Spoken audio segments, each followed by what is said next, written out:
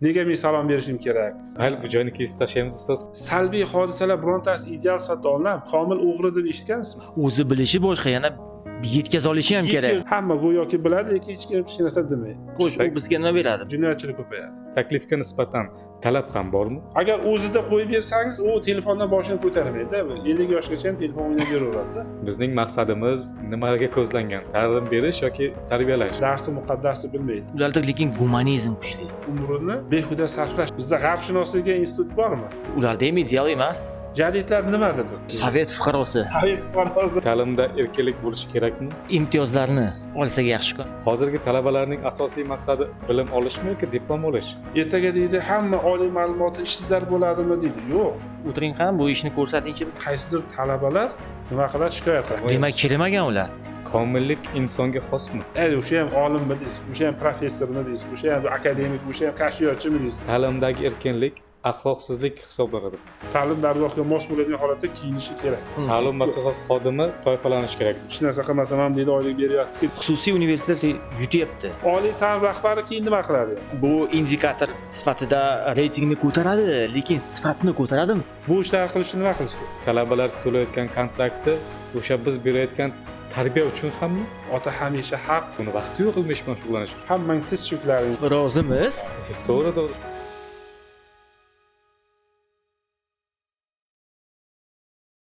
Assalomu alaykum. Bugungi suhbatimiz mehmoni ustoz, tasavvufshunos olim, professor Xurshid aka Samadov. Xush kelibsiz ustoz. Rahmat. Ustoz, asosiy bizni muhokama qiladigan mavzumiz bu ta'lim. Bugungi siyosiy yoki ijtimoiy o'zgarishlar davrida bugungi ta'limimizning ahvoli qanday? Umuman ta'lim har doim insoniyat tarixi davomida qaraydigan bo'lsak, insonlarni ma'lum bir narsaga o'rgatish orqali amalga oshirilib kelinganda, eng oddiy ibtidoiy jamoat tizimiga ham qaraydigan bo'lsangiz, o'sha chopperli bir tomon toshda o'tkazilashtirilgan narsani o'yib yo nima qilish, ya'ni nimagadir foydalanishga intilish. Bu narsa o'sha ma'lum bir bilimlar orqali shakllana boshladi va bu asta-sekinlik bilan mana shu bilimlarning umumlashmasi sifatida ta'lim degan tushunchaga aylanib ketdi. O'zi ikki xil yondashuv borda, ta'lim va ilm. Ilm deganda demak bilmagan narsani, biron bir narsani o'rganish yoki o'rgatish, shunga qarab boriladi. Ta'limda esa demak mana shu narsani kimdir, ya'ni vositachi orqali, o'qituvchi bo'lishi mumkin, ustoz bo'lishi mumkin. Bu asrlar davomida mana shu narsa shakllanib kelavergan. Mana shu ta'lim jarayoni endi bugungi kunda juda ham bir kompleks yondashuvga sabab bo'lyapti. Bu nafaqat endi bir insonni bilimli qilish, ma'rifatli qilish, balki butun bir jamiyatni bog'laydigan tizimga aylanib qoldi. Biz agar yaxshi o'qitmasak, jamiyatda jinoyatchilik ko'payadi. Agar biz yaxshi o'qitmasak, sifatsiz kadrlar ko'payib ketadi. Agar biz yaxshi muhandisni tayyorlamasak, demak yaxshi injenerlar chiqmaydi.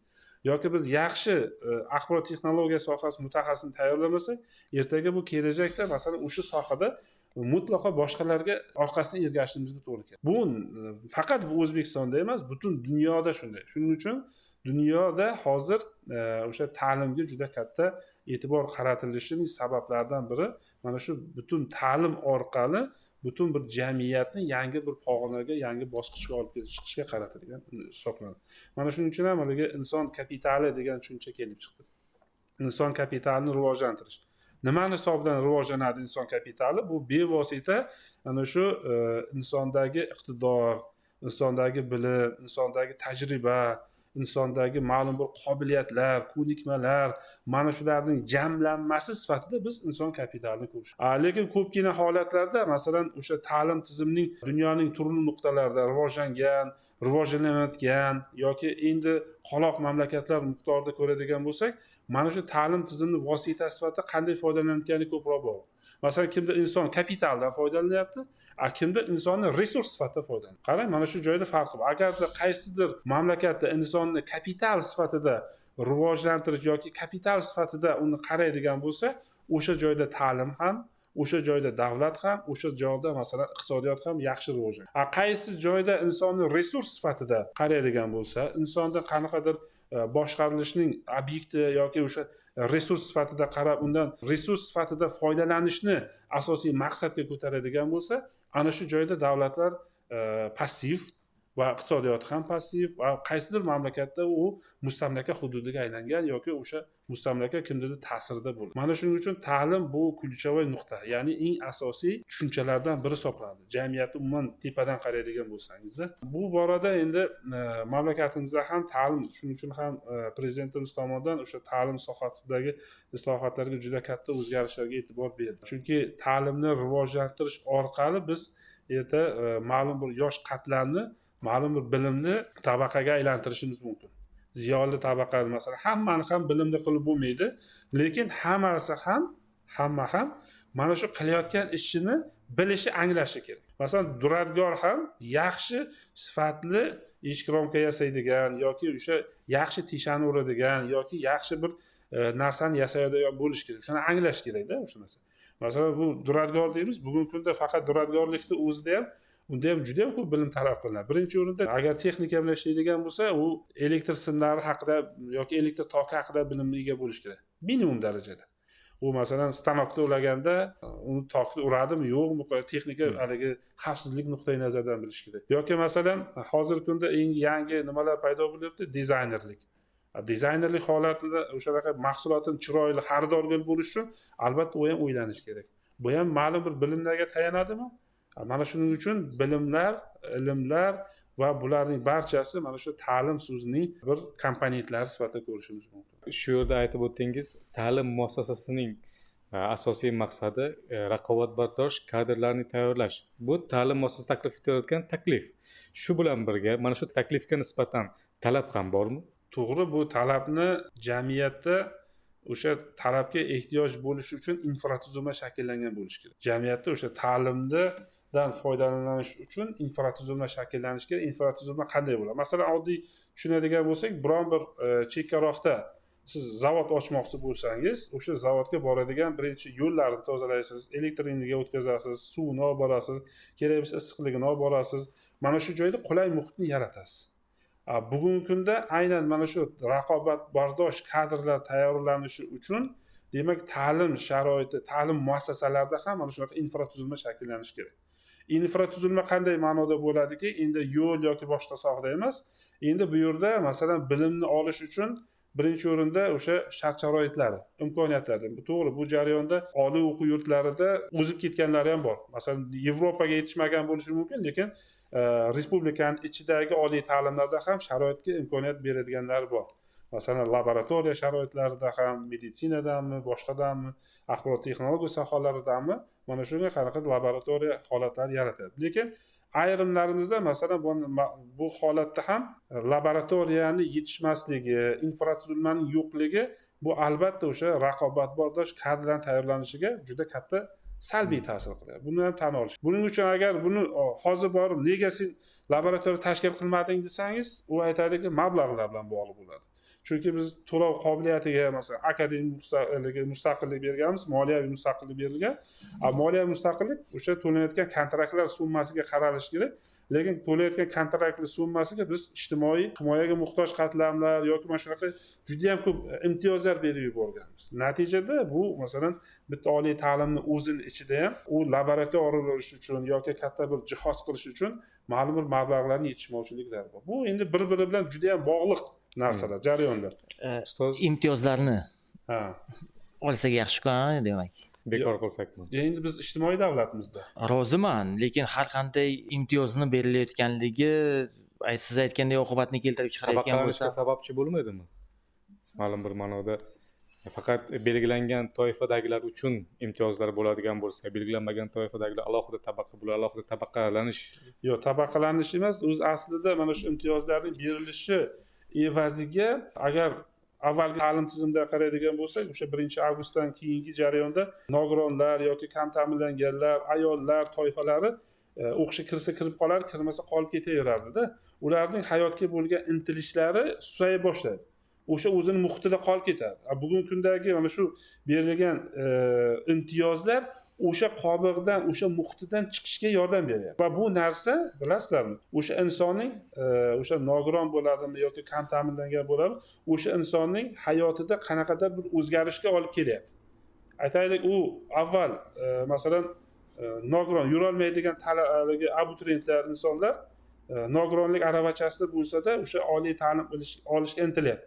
Unda masalan faqatgina oyog'i yoki shunaqa ta'sir qiladigan, haligi yurishga ta'sir qiladigan holatlar kasalligi bo'lishi mumkin, lekin uni miyasida, uni so'zida, uni qobiliyatida, uni iqtidorida, uni bilimiga bu narsa to'sqin bo'lmasligi kerak deydi.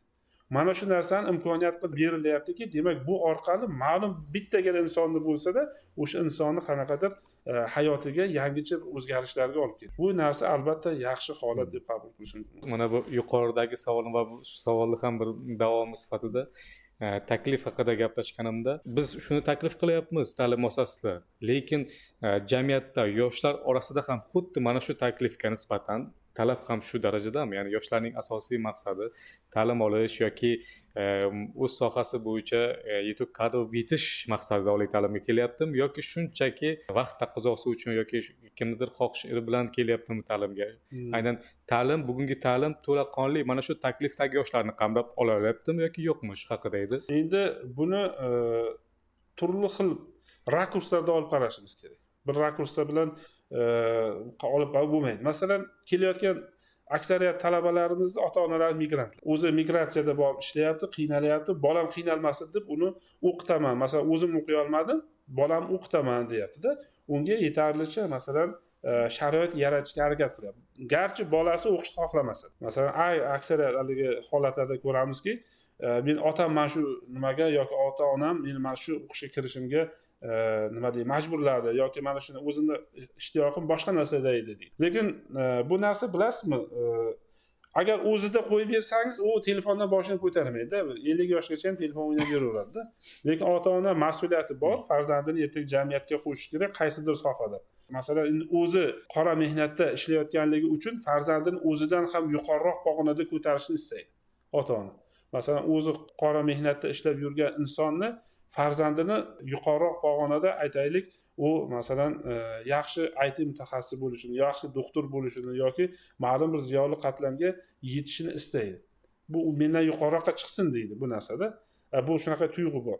Lekin ko'pchiligida bor, talabalarimizda o'sha suhbatlash jarayonida ham ko'p kuzatganmiz. Bu jarayonda masalan deydi, bir joy o'qishga kirdim deydi, endi bu imkoniyatlardan suiiste'mol qilishda. Bir joyda o'qishga kirdim, kontrakt qoldim. Yana bu o'qishga kirdim, bu yoqda byudjet o'qiyotgan ekanman deydi, men byudjetni tanlab shu tomonga qarab ketdim deydi. Aslida deydi, bu qiziqishim deydi, bu yo'nalishga emas degan tushunchalar ham bor.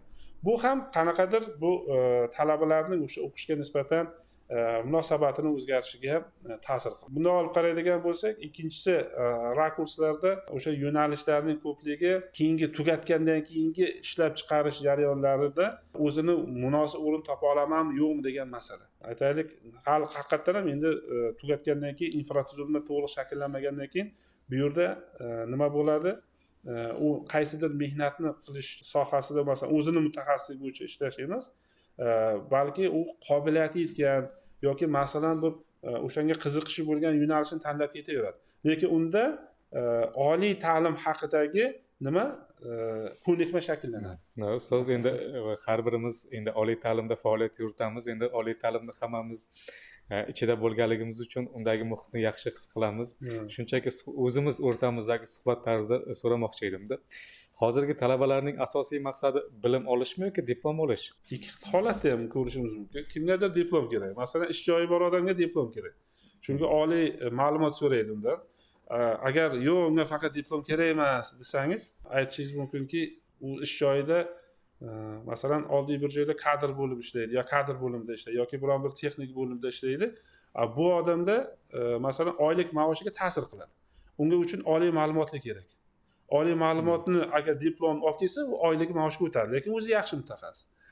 Lekin ko'pchilikda borki, masalan, diplomni olishdan ko'ra ma'lum bilimlarni olishga u qiziqish bor. Mayli, agar men shu sohada deydi, yaxshi bilimni olsam deydi, erta kelajakda deydi, masalan, davom ettirib ketishimiz uchun qulay bo'ladi. Bunaqa talabalar baribir kam sonli bo'lsa kerak deb o'ylayman. Chunki aksariyati o'sha diplomni oladi, keyin birga bo'ladigan tushunchaga shakllanadi. Men bosqichga qachon kelamiz? Ko'pincha mehnat kodeksini faloncha moddasida vakant joyga uni olishga majbur diplom borligi uchun. Ha. Ko'nikmalari, nimanidir qila olgani uchun diplomi borligi uchun olish kerak-da uni ishga. Bilimlar uchun emas. Shuni oqibatidir balkim-da. Bu shunaqa bosqich bo'ladimi? Qani ish o'tiring, qani bu ishni ko'rsatingchi bizga. Ha, ishni qila olarkan ishga olamiz. Diplomi borligi uchun emas, uni qandaydir muayyan konkret vazifani bajara olganligi uchun. Bular keyingi 5 yilda, masalan, hozir xususiy ta'limlar ketdi-ku. Xususiy ta'limdan hozir masalan, xususiy ta'lim, oliy ta'lim hamma diplomni bo'lgandan keyin oxiri nimaga borib taqaladi? O'sha raqobatga borib taqaladi. Sifat. Sifatga borib taqaladi-da. Hozir o'shaligi falsafada qonuniyat bor-ku, miqdor o'zgarishlari, sifat o'zgarishlariga uchish qonun. Miqdor oshib ketadi. O'sha o'qigan talaba, bilim olgan talabalar soni ko'payib ketadi. Diplomliklar ko'payib ketadi. Lekin bu katta ko'pchilik haligi negativ nimalarga aytadiki, fikrlarda nima deymiz? Bu katta hamma oliy ma'lumotli bo'lib ketsa nima bo'ladi? Ertaga deydi, hamma oliy ma'lumotli ishsizlar bo'ladimi deydi. Yo'q. Bu yerda oliy ma'lumotlar soni ko'payib borgandan keyin ular o'rtasidagi raqobat paydo bo'la boshlaydi, asta-sekin. Xo'p, mayli, uni keyin anglab yetadi. Masalan, hozir 50 million, 100 million, 200 million kontrakt to'lab o'qiydiganlar o'ylab yetadi. Hozir ko'pchilik uni o'ylab yetmayapti-da. Ma'lum joydan, masalan, ota-onasini ta'minotidan, kimlardir ta'minotidan kelib chiqib o'qiyapti. Lekin ertaga o'zi pul topib nima qiladigan talaba keyin uni o'ylaydi. Menga kerakmi shu diplom deydi. 200 million sarflab olishim kerakmi deydi. Yoki men deydi 4 yil, 5 yil umrimni o'tkazib o'sha o'qishim kerakmi, yo'qmi degan savolni o'ziga bera olish kerak-da. O'ziga bera olish. Ana shu savolni berish keladi. Bu ma'lum bir masalan 5 yil, 10 yil, aytaylik 15 yillar oralig'ida juda katta haligi partiya bu oliy ta'limni bitirib chiqqandan keyin ana shu joyda bu savolni beruvchilar keladi. Bu savolni bergandan keyin insonlarning oliy ma'lumotga yoki oliy ta'limga bo'lgan munosabati o'zgaradi. Keyin aytadiki, yo'q deydi, endi darslarga ham keyin o'zgarish boshlanadi. Masalan, darsga endi o'tirgan o'sha paytda, 15 yildan keyin, aytaylik 20 yildan keyin oliy ta'limda o'tirgan o'qituvchini, dars berayotgan o'qituvchini ham o'sha o'tirgan talaba keyin aytadi, domla deydi, yo'q, mana bu joyda mana bunaqa fikr bor, mana bu joyda bunaqa fikr bor degan fikrlar bilan qanaqadir domla bilan bahslashadigan, ilmiy bahslashadigan holatga keladi. Biz aksariyat holatlarda bugungi kunda bitta ikkita ko'rishimiz mumkin o'qituvchi bilan bahslashadigan talabalar, aynan ilmiy nuqtai nazardan-da.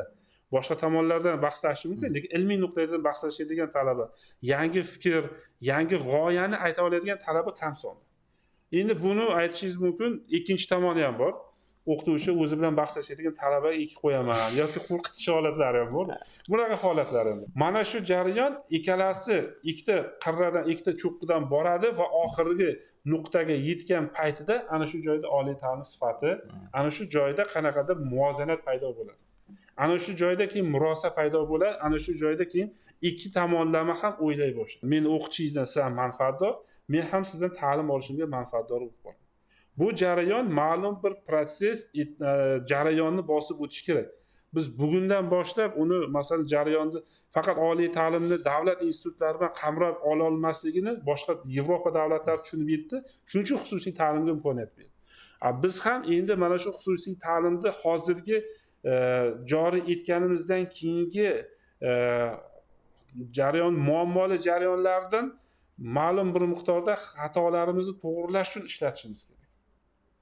Xatolarimiz to'g'rilash uchun o'sha oliy ta'limni, xususiy oliy ta'lim joriy qilingandan keyingi xatolarimizni to'g'rilash uchun ishlata olishimiz kerak. Uni masalan yopishga, undagi yo'q bu bo'ldi, mutlaqo mumkin emas degan narsa emas.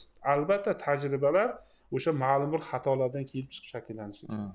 Mana shundagina biz keyingi etapga o'ta olamiz. Agar biz o'sha birinchi etapga chiqqanni yana yopib qo'yaversak, yana birinchi etapga chiqqanni yopib qo'yaversak, u keyingi etapga, keyingi 3-4 qadamga chiqa olmaymiz. Chiqishimiz uchun tagimizda qanaqadir tajribalar bo'lishi kerak. Xoh u salbiy haligi kamchilik yo muammoli yoki qanaqadir ijobiy holatlar bo'lishi mumkin. To'g'ri, masalan hozir protsentov foizga olib qaraydigan bo'lsak, 10% yutuq bilan 90% muammoning ichida turibmiz xususiy oliy ta'limda. Lekin kelajakda bu o'sha 10%lik asta-sekinlik bilan 15, 20, 30, 40, 50 ga tushadi. 50 dan keyin pastga qarab tushib boraveradi. O'sha 90%lik muammomiz endi pasayib boradi. 80-70-60 ga boraveradi. Chunki mana shu ikkalasi bir-biridan balans berib ketadi. Biz uni faqat monopollashtirib yoki bitta ta'lim muassasasini bo'ylida hamma narsani qo'ya olmaymiz-da. Chunki ko'p qirrali, chunki insonlarning o'sha bilimga bo'lgan ehtiyojlari ham ko'p qirrali bo'lganligi uchun biz mana shu jarayonlarda mos takliflarni tayyorlay olishimiz kerak bo'ladi. Ustoz, avvalo suhbatimiz ta'lim haqida. Endi ta'lim rivojlanishini, yangi bosqichga ko'tarilishini xohlaymiz. Lekin siz aytgandek, avvalo har qanday jarayonda ham qanaqadir xatolar, kamchiliklar bo'ladi. Men o'ylashim bo'yicha, balki adashayotgan bo'lishim mumkin. Bizning mentalitetimizda xato qilayotganligimizni bilamiz, lekin uni tan olishga nisbatan qanaqadir bizda ichki qarshilik borda. Ya'ni jamiyatimizda ham yoki odamlar o'rtasida ham xato qilinayotganini bilamiz, lekin o'shani tan olishga kelganda biz mana shu ishni xato qildik deb aytishda o'zimizda qanaqadir jur'at topa olmaymizmi yoki ichki qanaqadir narsa bormi? Shu uchun masalan ta'limda bugungi kungacha xususiy ta'lim joriy qilinishi yoki davlat ta'lim muassasalari biz uni bugun ikkiga ajratyapmiz. Umuman olganda ikkalasida ham shu vaqtgacha xatolar bo'lgan. Albatta. Hozir ham masalan qanaqadir xatolar bo'lyapti-da. Shunga biz to'g'ri o'sha xatolarimizni bilamiz, balki qaysidir pallada shu ishlarimiz xato ekanligini tan olish ham kerakdir. Albatta. Endi tan olishni ildizini qaydan boshlaymiz? Ota o'zi farzandini oldidagi xatolarni tan olish kerak-da birinchi. To'g'ri, men mana shu ishni qildim degan tushuncha yoki oddiy masalan xatoli vaziyat, masalan oilada bo'lgandan keyin ota hamisha haq, farzand hamisha aybdor degan tushunchalar tabiiy holati, lekin mana shu jarayonda qanaqadir otani o'zi ham tan olish xususiyatini his qilish kerak. To'g'ri, men mana shu joyda mana shu xatoni qilib qo'ydim, buni sen qilmagin deb farzandiga aytish kerak-da. Endi bu tan olish tizimi endi bugungi kundagi agar jamiyatda olib qaraydigan bo'lsak, har bir sohasidagi xatolar bu qaysidir jihatdan anglab olinmagan bo'lishi mumkin yoki ataylab qilingan bo'lishi ham mumkin-da. Ataylab o'sha tizimni o'sha nima qilaman, yo'qqa chiqaraman degan masalada ham qilishi mumkin-da. Mana shuning uchun bu xatolarni agar spontan ravishda qilinadigan bo'lsa, bu narsani tajriba sifatida yoki uni ogohlantirish sifatida qilishi mumkin. Lekin ataylab qilinadigan bo'lsa, ularda jazoni kuchaytirish kerak. Bugun bizning ta'limimizning asosiy maqsadi, e'tibori ta'lim berishmi yoki tarbiyalashmi? Endi hozir xatolar haqida gap ketganda shuni bir so'ramoqchi edim. Aynan bizning maqsadimiz nimaga ko'zlangan? Ta'lim berish yoki tarbiyalash? Endi bu bir-biridan juda ham uzviy bog'liq. Avvaldan agar qaraydigan bo'lsak, bu sistemada 3 ta masalan sharq musulmon olamida 3 ta mutaxassis ishlagan. Aytaylik, buni haligi arab alifbosidagi 3 ta so'z bilan ifodalashadi: muallim, mudarris va murabbiy.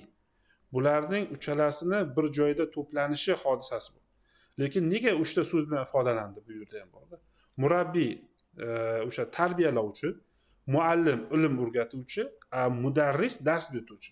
Qarang, dars o'tish bilan ilm o'rgatish o'rtasida farqi bor ekan. Kimdir chiroyli dars o'tadi. Dars o'tishi qanaqa? Masalan, o'sha dars o'tish jarayonida unga ham ilmni, ham qanday o'rganishni o'sha o'qituvchi tomonidan o'rgatiladi, mudarris tomonidan. Bu dars o'tish jarayoni, ya'ni bir belgilangan vaqt oralig'ida bo'ladi. Muallim bu ilm o'rgatish, suhbat usulida yoki bilmagan masalan yakka holda bo'lishi mumkin yoki biron bir ilmiy masalani yetkazish holatida bo'lishi mumkin. Murabbiy bu yerda tarbiyalash. Ya'ni bu yerda ilm bilan, dars berish bilan emas, uning ko'proq axloqiy jihatlariga asosiy e'tibor qaratish. Masalan, nega sen menga salom bermading degan so'zni berish. Nega salom bermading yoki nima uchun sen kattalarga salom bermaysan degan savolni yoshligidan qo'yish.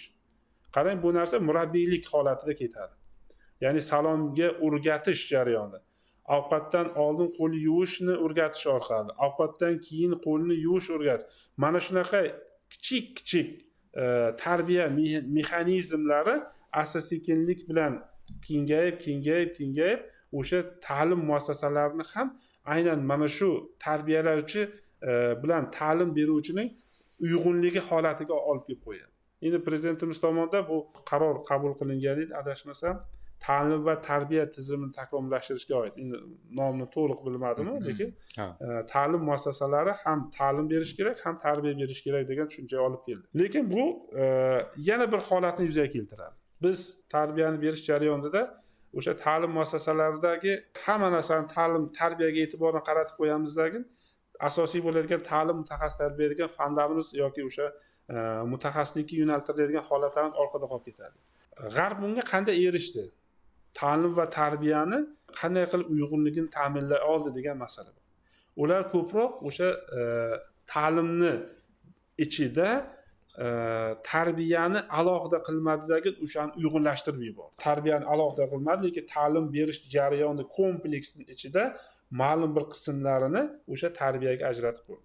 Buni qaysidir jihatdan aytishimiz mumkin, fanlar orqali. Aytaylik, masalan, ta'lim jarayonida oliy ta'limda oladigan bo'lsak ham yoki boshqa ta'limda oladigan, o'rta ta'limda oladigan bo'lsak ham, ijtimoiy fanlar deyarli tarbiyaga xizmat qiladigan fanlar hisoblanadi. Uni alohida olib, buni tadbir qilib, sen mana bu joyda mana shu narsani o'tishing yoki qilishing shart emas degan narsa yo'q. Alohida tadbir qilish shart emas bu yerda. Ijtimoiy fanlar o'sha belgilangan o'quvchi bir talabani o'quv rejasiga olib qaraydigan bo'lsak, aytaylik 5000 soat deylik, taxminan aytaman. 5000 soatning ichida o'sha tarbiyaga yo'naltiriladigan ijtimoiy gumanitar fanlarning hisobidan bo'ladi. U mana shu fanning qo'yilishidan keyin ular ortiqcha tadbirbozlik, ortiqcha o'sha fon olib borish degan narsalar ularda yo'q. Ular mana shu narsani olib tashladi. Uning o'rnida o'sha tarbiya bilan o'sha ijtimoiy fanlarning ma'lum bir metodikalarini o'zgartirdi.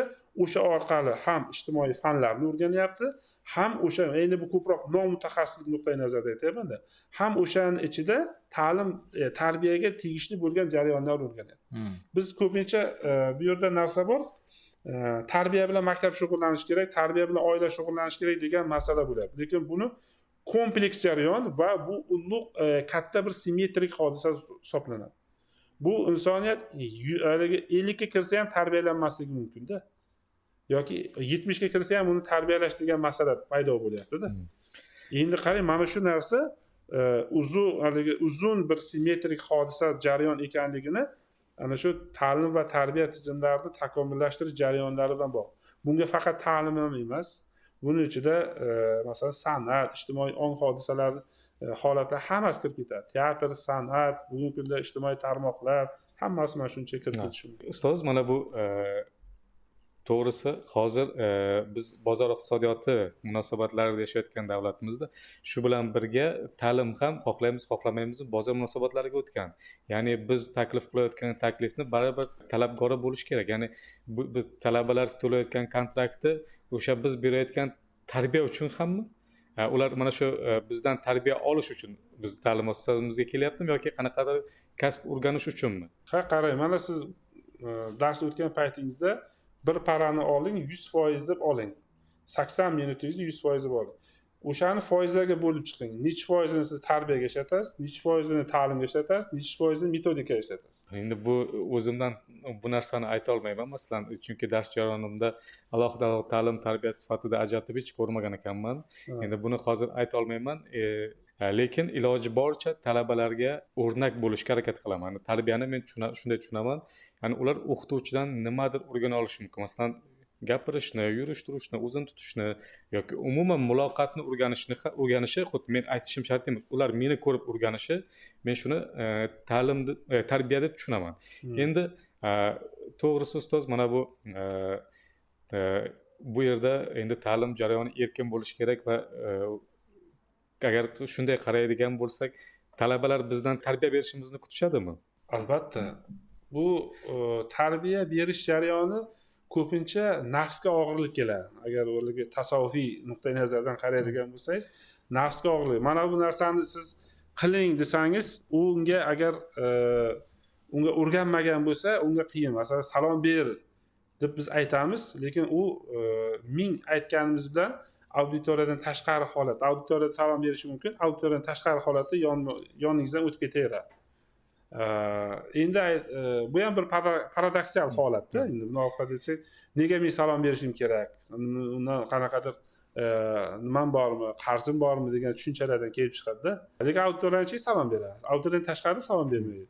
Bu talabalar buni shu narsada endi singib ketgan bir qanaqadir holat deb baholaymiz. Shuning uchun bu yerda bir narsaga e'tibor berishimiz kerakki, tarbiya jarayonida nafaqat o'zimiz tarbiyalovchi sifatida, agar o'qituvchi subyektida olib qaraydigan bo'lsak, tarbiyalash subyekti sifatida unga ham aytishimiz kerak, ham o'zimiz namuna ko'rsatishimiz kerak-da. Bu hamma o'qituvchilarda ham xosmi? Yo'q-da. Shunday. Va endi ikkinchi bir tomoni bor. Dars paytida agar siz tarbiyaga nima qiladigan bo'lsangiz, ayrim o'qituvchilarimiz o'zini fani, masalan, boshqa mutaxassislik yoki texnikmi, injenermi yoki aytaylik iqtisodchimi, qaysi fan bo'lishidan qat'iy nazar o'zini fanni chuqur bilmagandek nimaga qarab ketadi? Darsi yarmi tarbiyaga o'tib ketadi. Shunday. Sen dam o'tir deysan, unday deydi, butun darsni butun bo'lib yuboradi.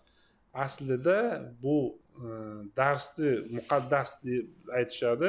Haqiqatan ham muqaddas, chunki ikkita inson ma'lum bir belgilangan, taqsimlangan vaqtning ichida o'zaro suhbatlashadi, fikrlashadi, ma'lum bir narsalarni o'rganadi. Bu yerda ham o'quvchi, ham o'qituvchi bir narsani o'rganadi.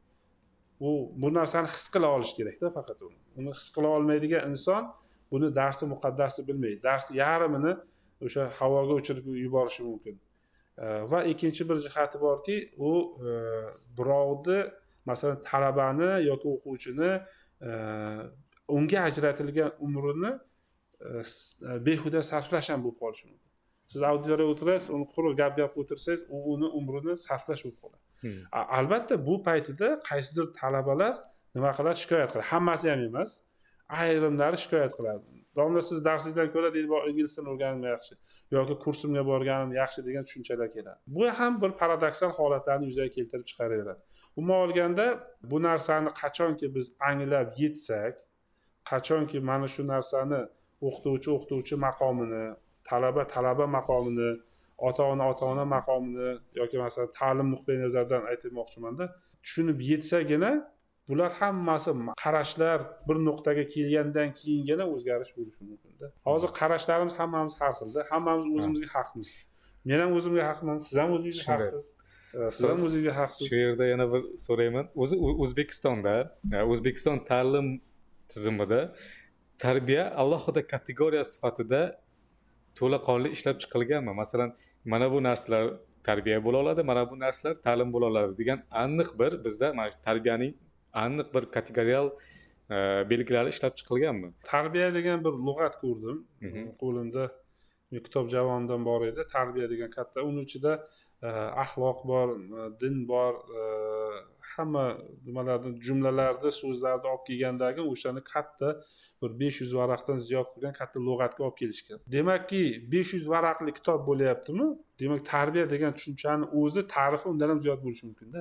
O'sha tarbiya so'zining ichidagi komponentlarni ular lug'at qilyapti. Tushunyapsizmi? Haligi tarbiya so'zining ichidagi agar umumiy oladigan bo'lsak, o'shaning ichida masalan birinchi o'rinda tarbiyani tashkil etadigan, ko'rsatib beradigan belgilardan bittasi aytaylik axloqiy munosabatlar. O'zaro salomlashish, o'zaro bir-birimiz bilan masalan yaxshi muomala bo'lish, muomala tushunchasi. Endi mana shu jarayon sohalar bo'yicha ham kengayib ketaveradi. Masalan, tarbiyani olgandan keyin u muayyan bir ijtimoiy sohaning vakili emas yoki ijtimoiy holatda emas, balki endi bu sohalar bo'yicha ham kengayib ketaveradi. Aytaylik, tarbiya har bitta sohada kerak. Masalan, u elektrik bo'lsa ham uni tarbiyasi bo'lishi kerak. Chunki nima qilinadi? O'sha insonlar bilan muloqot jarayonida u ham yuzaga keladi.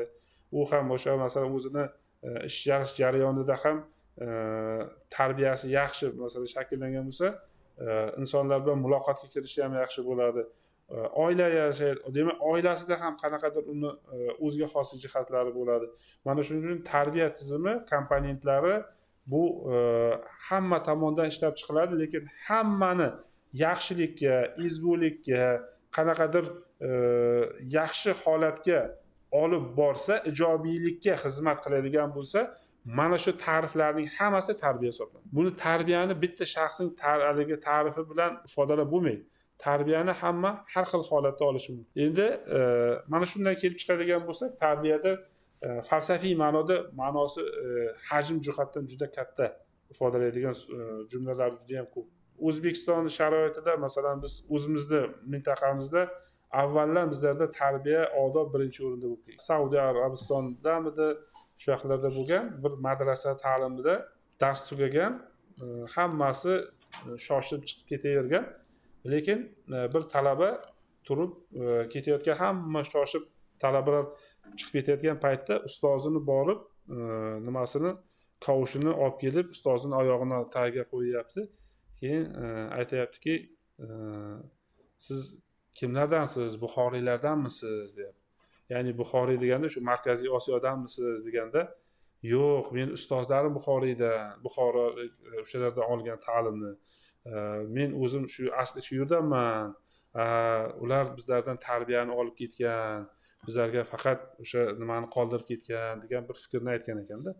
Aytmoqchi bo'lganim, ilm tarbiya bilan birgalikda yonma-yon olib borilmasa, u olingan ilm erta ezgulikka xizmat qilmasligi mumkin. Shuning uchun bizlarda avvalgi bobolarimiz ana shu ilmni tarbiya bilan birga bog'liqlikda olib borishga harakat qilgan. Bugun biz o'sha ta'lim va tarbiyani uyg'unligini ta'minlashimiz kerak degan g'oya ham shunga olib borib qo'yadi. Masalan, bir qurolni yaratdi, yadro qurolini yaratdi. U o'sha ilmning natijasida bu ham. Chunki unga fizik jarayonlar, atomni bilish kerak, matematikani bilish kerak. Qarangki, bular hammasi ilm. Lekin u agar tarbiya bo'lmasa, tarbiya bilan, axloq bilan uyg'unlashmagan bo'lsa, u insoniyatni yo'q qilishga xizmat qiladi. Kashfiyoti uchun mas'uliyat, javobgarlik degan masala aynan mana shu joydan kelib chiqadi. Shuning uchun olinayotgan ilmni ham ana shu tarbiya bilan bog'liq holatda shakllantirib uni qadash kerak. Agar bu bog'liq bo'lmasa, faqat u masalan inson, aytaylik hozir qurol-yarog'lar juda ham takomillashib ketdi. Insoniyat tarixidan keladigan bo'lsak, qurol takomillashib bo'ldi. Avval masalan tosh bilan haligi bir tomon o'tkirlashgan tosh bilan urgan bo'lsa, keyin kamon yasashdi. Kamonni ham otdi, endi kamon ham haligi o'rtasida kelganda arbaletga o'tgan bo'lsa. Arbalet ritsarni o'sha nimasini temir qalqonni teshib o'tadigan bo'lish kerak. Buning uchun ham ilm kerakmi? Ha, qancha masofadan otsang, o'sha teshib o'tadi. Uni uchidagi mis bo'lish kerakmi yoki unga qo'rg'oshni aralashtirilish kerakmi yoki temir bo'lish kerakmi degan masala kelib chiqdi. Unga qarama-qarshi sovutni ham takomillashtirib borishdi. Temirni tarkibida qanchalik murakkablashtirsak, u teshib o'ta olmaydi dedi. Yoki qilich bilan urganda qanchasi teshilib o'tilishi mumkin. Bular hammasi ilm edi. Lekin bularning hammasi nima uchun edi, qarang?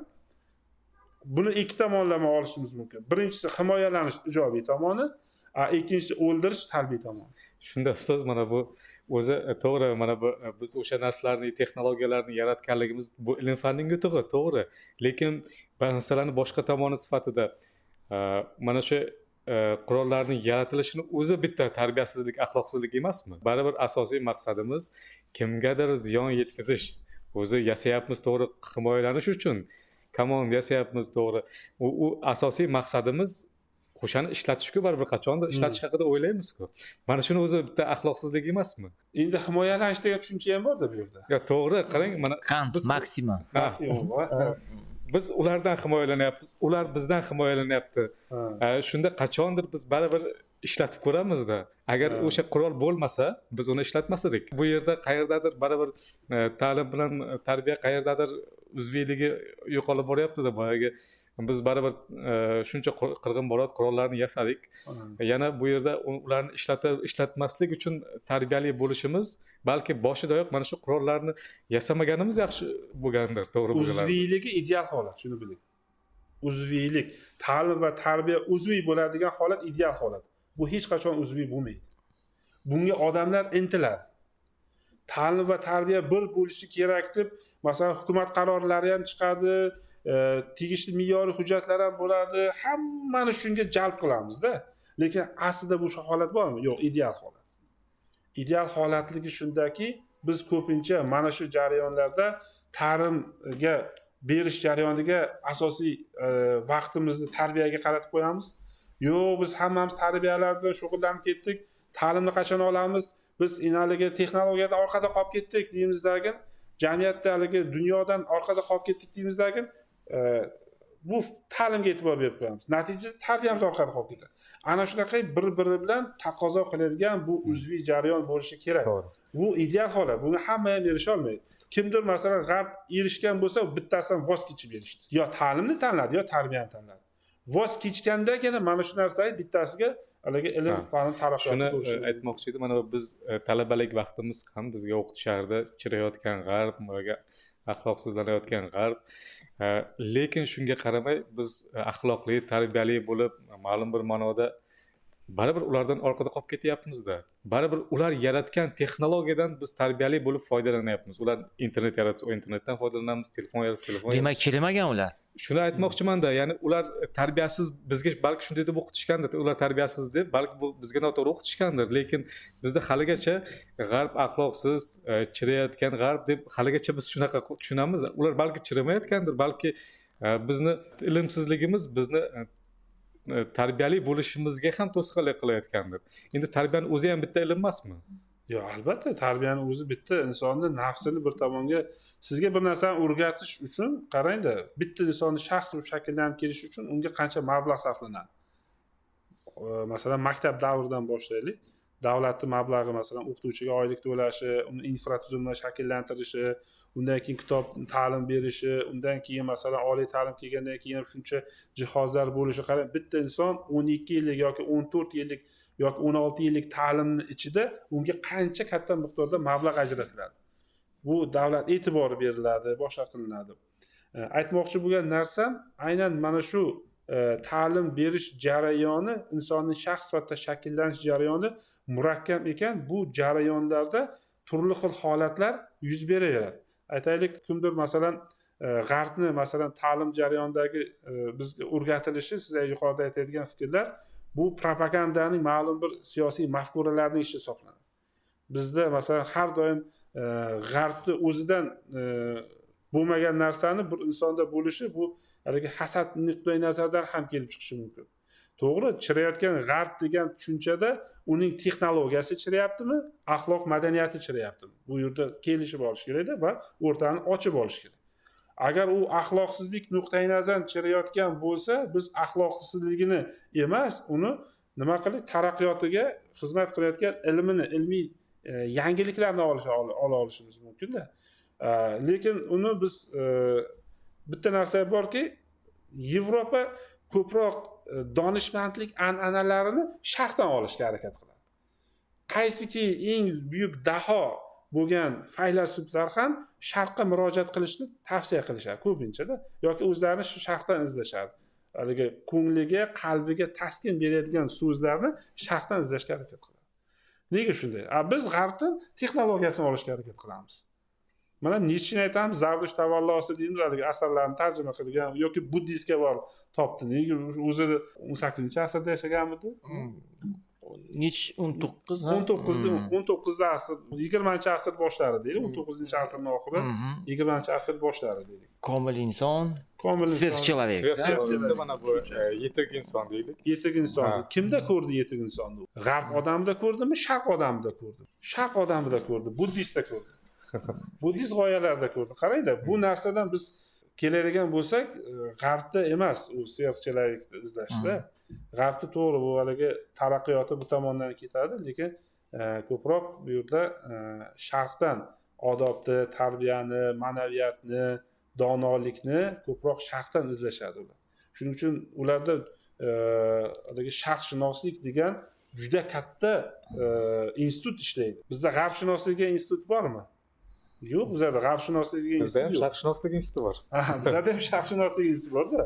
Biz o'zimizni o'rganishga harakat qilamiz, lekin ularda juda katta ob'yomda o'sha Rossiyada ham, Yevropada ham, Amerikada ham maxsus mutaxassislar ishlaydi sharq turida. Men buni aytmoqchi edim, uzr. Qarangda, ularda axloq masalasi juda ham qandaydir shaxsiy masala va ularda lekin gumanizm kuchli. inson hayoti erkinligi, uni ozodligi, uni tanlovi erkinligi muhimroq. Balkim shuning uchun ular oldinga ketdi. Shu yerda ustoz hozir Ilhom akadan bir narsa so'ramoqchi edim. Ilhom aka, mana siz Yaponiyada bo'lgansiz, ta'lim jarayonida ishtirok etgansiz. Ularning ta'limi qanday? Biz bilan bog'liq, o'xshashmi yoki ular ta'lim bilan tarbiyani qanday tushunadi? Ularda ta'lim beruvchilar tarbiya ham beradimi? Agar tarbiyani jamiyatda o'zi to'g'ri ma'noda, jamiyatda insonni o'zini tutish normalariga rioya qilish sifatida qaraydigan bo'lsak, shu darajada endi bilasizmi nima? Biz bilan uyg'unlik tarafi ham bor. Kollektivizm, jamoa uchun inson harakat qilishi, balkim o'zini qurbon qilishi kabilar bor, lekin ularda ham ideal emas. Ta'limning bir qismimi ularda ham? Hech kim xafa bo'lmasa, ularda tarbiya degan soat yo'q. Shuni aytmoqchi. Namuna bo'ling, buzurg. Hech kim masalan birovni haqqini yema deb o'rgatmaydi. Birovni haqqini yemaydiki, mana bu tarbiya. Shunday. Mana shunaqaroq. Mayli, bu joyni kesib tashlaymiz ustoz. Shunchaki so'ramoqchiman. 30 yil ta'limimiz tarbiya berish bilan o'tdi. Biz tarbiyali shaxsni, komil insonni yetishtira oldikmi? Yo'q, komil insonni o'zi idealda. Endi shu o'rinda bir narsa aytib o'tish kerak. Komillik ma'lum bir davrlarda o'zini komillik prinsiplari bo'lib kelgan. Mezonlari bo'lib kelgan. Masalan, biz Avestodagi komil insonni davrdagi qo'ygan mezonlarimiz, insonni oldiga talab. Sen paloncha mana narsalar qilsang, sen komil inson bo'lasan deb. Endi o'rta asrlarga o'tgandan keyin unda ham komillik mezonlari qo'shildi. Qaysiki jamiyat talablariga mos bo'lgan, axloqli bo'lgan qismlari qolyapti, lekin unga qo'shimcha ravishda yana qo'yilanyapti. Masalan, Alisher Navoiydagi komillik insoni g'oyasi o'sha eng qadimgi davrdagi Avesta g'oyalarda zid qarshi bo'lmasa-da, lekin uni to'ldiruvchi xususiyatga ega. Undan keyingi davrlar, aytaylik, jadidlar davridagi komil inson g'oya. Jadidlar nima dedi? Komil inson ta'rif berdi ular ham. U agar bu komil inson evolyutsiyasida qaraydigan bo'lsak, ular ham o'sha o'zlarining davridan kelib chiqib, jadidlar ham nima qildi? Talablarni qo'ya boshladi. Va mustaqillik davrida yoki masalan Sovet davrida ham komillik insonlari bezonlari bo'ladi. Kommunist, oktyabryat yoki komsomol qanday bo'lish kerak? Haqqo'y bo'lish kerak. Sovet fuqarosi. Sovet fuqarosi bo'lish kerak. Yoki masalan birov haqqini yemaslik kerak degan tushuncha bor edi. Hozir ham masalan odatiy nimalarimizni yosh kattalar bilan suhbatlashib bo'lsak, ha bu kommunistlar, shuning uchun birov haqqini yemaydi, birov haqqiga xiyonat qilmaydi degan tushuncha bor. Ha, shunday. Qarang, mana shu narsa u kommunistning ideal holati. Qo'pol qilib aytganda o'sha ular jamiyatning ideal insonining holati insonlar ongiga ana shunday qilib singdirilgan. Men kommunist bo'lishga yoshlar oktyabr davridan boshlab intilishgan.